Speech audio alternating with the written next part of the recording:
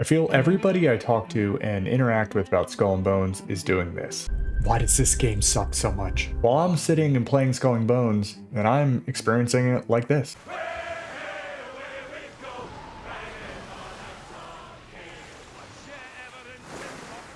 You suck and this game sucks. Who the hell are you? I'm XXX get at me bro 69420XXX.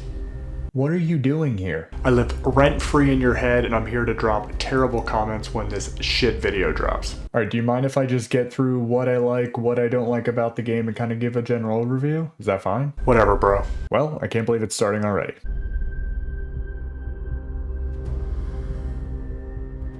I will give 3 things I like about the game, 3 things I don't like about the game, maybe an honorable mention. I'll give my overall feel for the game since I've been playing it multiple hours in, and I feel like I'm on an island by myself, generally having a good feeling about the game while I'm surrounded by people who absolutely hate the game. I'm not sure I totally get it. Alright, so let's start with the 3 things I like about the game. Number 1 being the visuals. I think the game is beautiful. So the one thing I loved about Black Flag was being in the Caribbean, sailing around, seeing beautiful islands, seeing beautiful water. I really loved all of that. And inside of this, I love the sea, I love the islands, I love the storms.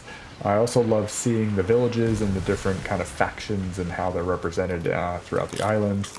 And then just everything is just beautiful in general. All the different ships and the sails and seeing PvE or other players as well is very enjoyable to me. Wow, you're easy to please, bro. Seriously, dude? Number 2 is the ship combat. I really love the ship combat. I play more of a long range kind of mortar with the fire bombards, just super long range. I like to get a lot of hits before I gotta get it up close and personal, so I'm a bit of a sniper in a pirate game.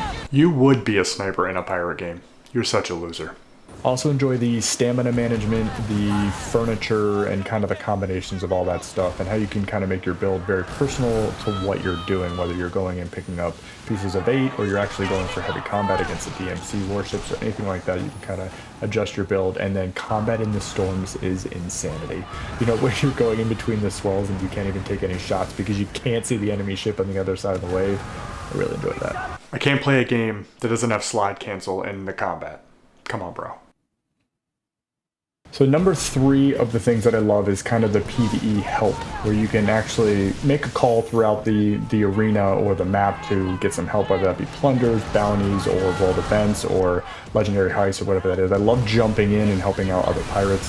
I also love seeing people come to aid. I love even just when I'm going past someone who's like fighting someone, maybe a lower rank, just launching a mortar in there on the enemy just to get a couple shots to kind of help them along. I really enjoy the camaraderie that comes with the Skull and Bones. I did have almost the complete opposite of that, where I got hunted for my pieces of 8. I didn't like that at all, but I do like the help side of it.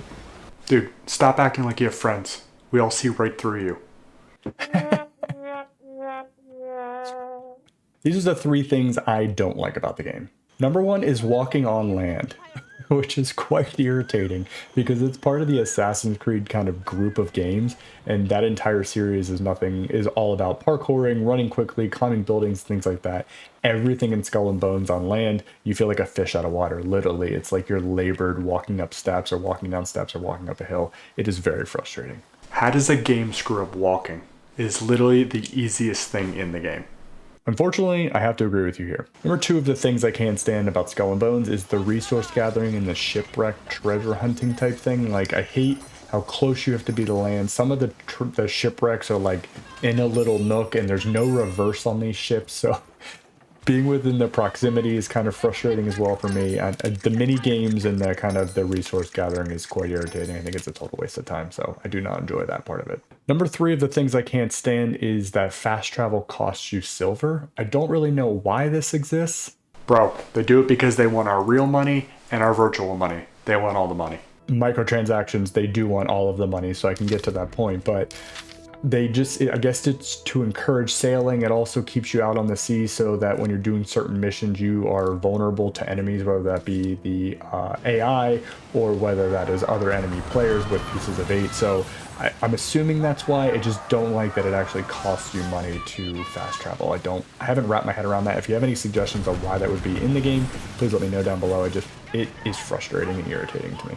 Honorable mention of things I don't like. This is kind of one I've heard a lot in the comments around my Skull and Bones content, and it's around the shipboarding. So it's just kind of a cutscene now, where in Black Flag you would actually like leap over or fly over on a rope to the enemy ship, and you could actually do Assassin's Creed combat. But based on the movement and how labored it is, I would hate to see how labored it is to try to get over to an enemy ship. You'd probably fall in the water.